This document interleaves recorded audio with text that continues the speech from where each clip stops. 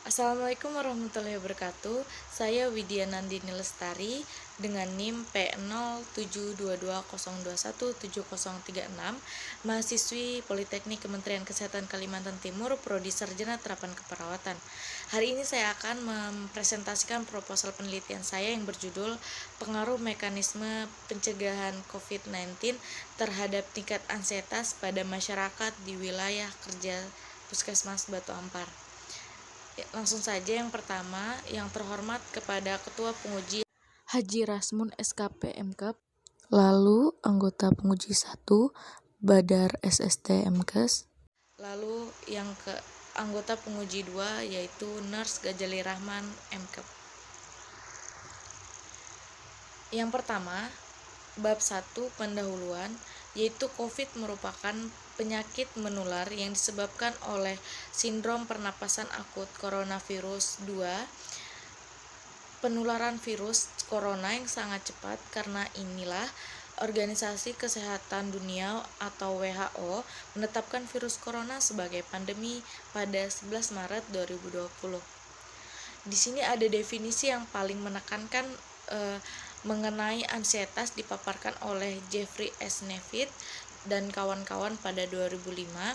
Kecemasan adalah suatu keadaan emosional yang mempunyai ciri keterangsangan fisiologis, perasaan tegang yang tidak menyenangkan, dan perasaan apresiatif bahwa sesuatu yang buruk akan terjadi. Di sini ada juga menurut UU RI nomor 18 tahun 2014 tentang kesehatan jiwa, di mana kesehatan jiwa didefinisikan sebagai kondisi di mana seseorang individu dapat berkembang secara fisik, mental, spiritual, dan sosial, sehingga individu tersebut menyadari kemampuan sendiri, dapat mengatasi tekanan, dapat bekerja secara produktif, dan mampu memberikan kontribusi untuk komunitasnya. Prevalensi penduduk Kutai Timur yang mengalami ansietas secara nasional adalah 9,33% dari catatan Riskesdas 2018. Lalu dari latar belakang di atas ada pula rumusan masalahnya. Di sini adakah pengaruh mekanisme pencegahan terhadap ansietas pada masyarakat? Lalu di sini ada tujuan penelitian, di mana terbagi menjadi dua, tujuan umum dan tujuan khusus. Di mana tujuan umum di sini adalah untuk mengetahui tingkat ansietas masyarakat sekitar wilayah kerja Puskesmas Batu Ampar terhadap pandemi COVID. Lalu ada tujuan khususnya. Yang pertama, mengidentifikasi karakteristik meliputi usia dan jenis kelamin masyarakat sekitar wilayah Puskesmas Batu Ampar.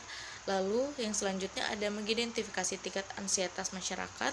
Lalu selanjutnya ada mengidentifikasi permasalahan COVID-19 di sekitar wilayah kerja Puskesmas Batu Ampar. Dan yang terakhir ada menganalisis pengaruh mekanisme pencegahan COVID-19 terhadap tingkat ansietas masyarakat di wilayah Puskesmas Batu Ampar. Lalu selanjutnya di sini ada manfaat penelitian, ada teoritis.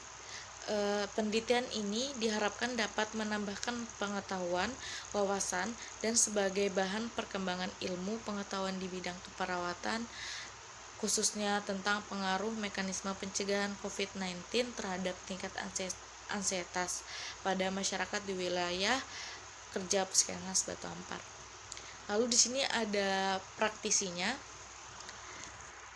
Manfaat praktisnya ini terbagi menjadi 3, yaitu bagi masyarakat, bagi peneliti, dan bagi responden. Di mana di sini bagi masyarakat yaitu dapat mengurangi ansietas atau tingkat ansietas terhadap COVID-19 dan mengetahui cara pencegahan COVID-19 dengan baik dan benar. Lalu bagi peneliti ada yaitu memperoleh kemampuan melakukan riset kuantitatif serta menambah pengalaman peneliti dalam bidang keperawatan jiwa mengenai pengaruh mekanisme pencegahan COVID-19 terhadap tingkat ansietas pada masyarakat di wilayah kerja Puskesmas Batu Ampar. Lalu di sini ada bagi responden, yaitu dapat memberi manfaat pengetahuan dan keterampilan dalam melakukan penelitian terhadap pengaruh mekanisme pencegahan COVID-19 terhadap tingkat ansietas. Selanjutnya di sini ada kerangka teori, di mana COVID-19 ini merupakan virus yang dapat menyebabkan penyakit pada hewan dan manusia. Beberapa jenis coronavirus diketahui menyebabkan infeksi pada seluruh napas pada manusia, di mana coronavirus COVID ini dia mempengaruhi dua, fisik dan psikologis, di mana fisik ini dapat menimbulkan ciri-ciri seperti demam, batuk, dan kelelahan.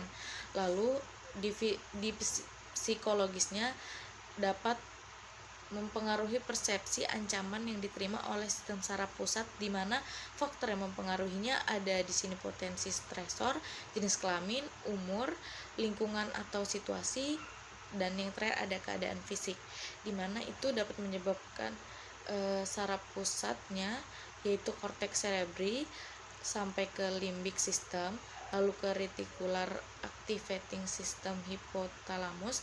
Di sini yang dapat menyebabkan gejala ansietas atau kecemasan, di mana gejala dari ansietas ini terbagi menjadi dua, yaitu gejala psikis dan gejala somatis.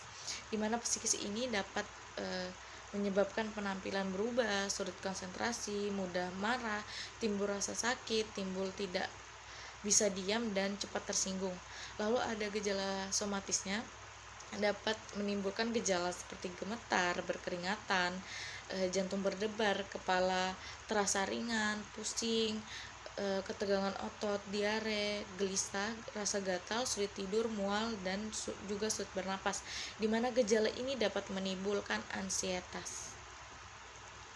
Lalu di sini ada kerangka konsepnya, yaitu ada variabel independen dan variabel dependen, di mana variabel independennya ini yaitu COVID dan variabel dependennya tingkat ansietas.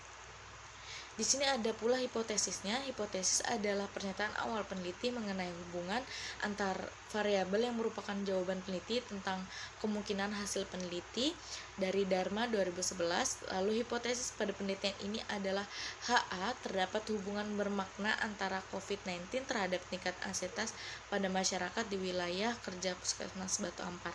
Lalu ada H0-nya, tidak terdapat hubungan bermakna antara COVID-19 dan dengan tingkat ansietas pada masyarakat di wilayah kerja Puskesmas Batu Ampar. Lalu di sini masuk bab 3, metode penelitian, di mana ada rancangan penelitian. Di sini ada jenis penelitian yang digunakan dalam penelitian ini adalah penelitian kuantitatif dengan pendekatan deskriptif. Lalu ada metode sampling, di mana metode sampling ini dalam penelitian ini menggunakan metode purposive sampling atau non probability sampling. Adalah suatu metode pemilihan sampel yang dilakukan berdasarkan maksud dan tujuan tertentu yang ditentukan oleh peneliti. Seseorang dapat dijadikan sebuah sampel karena peneliti menganggap bahwa orang tersebut memiliki informasi yang diperlukan oleh peneliti. Dari Kelana 2017. Lalu di sini waktu dan tempat penelitian dilaksanakan di bulan Februari sampai dengan Maret 2021 di sekitar wilayah kerja Puskesmas Batu Ampar. Lalu di sini ada populasi dan sampel, di mana populasi merupakan populasi menurut Sugiono 2016, yaitu populasi merupakan wilayah generalisasi yang terdiri atas objek atau subjek yang mempunyai kualitas dan karakteristik tertentu yang ditetapkan oleh peneliti untuk dipelajari dan kemudian ditarik kesimpulannya. Populasi dalam penelitian ini adalah semua masyarakat di wilayah kerja Puskesmas Batu Ampar yang mengalami ansietas.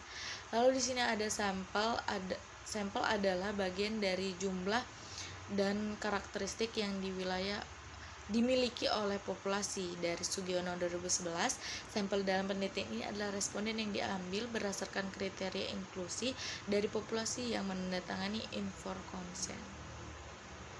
Lalu ada di sini kriteria inklusinya. Yang pertama masyarakat Batu Ampar, lalu yang kedua bersedia menjadi responden, yang ketiga responden kooperatif.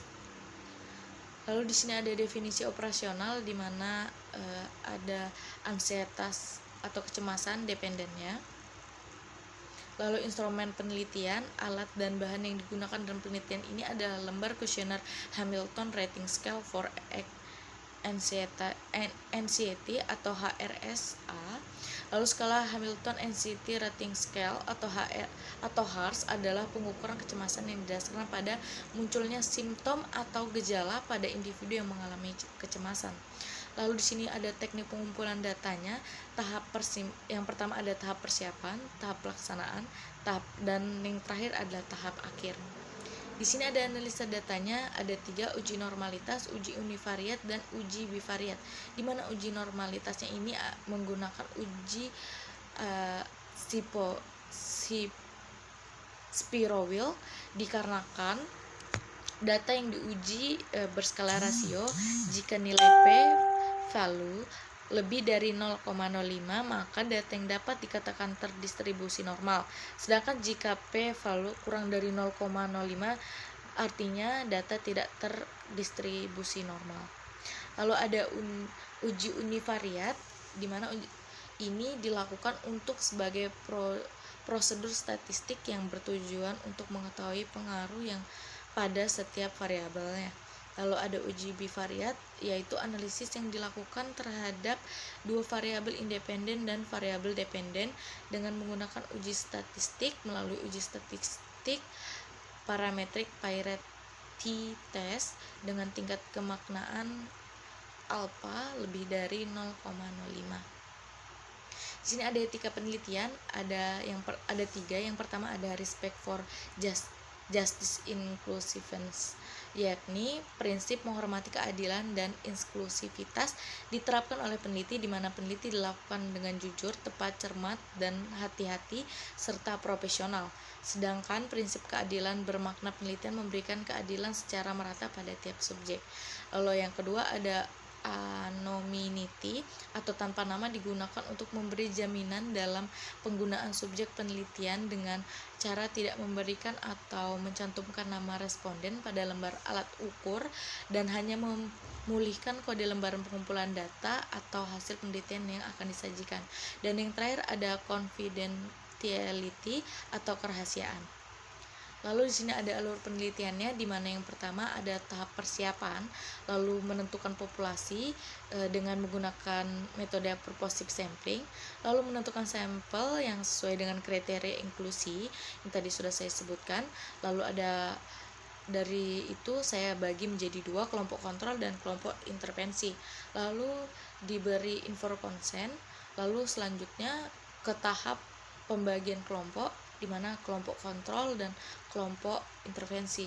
Di mana kelompok kontrol ini diberikan yang pertama pretest, pengukuran ansietas atau kecemasan.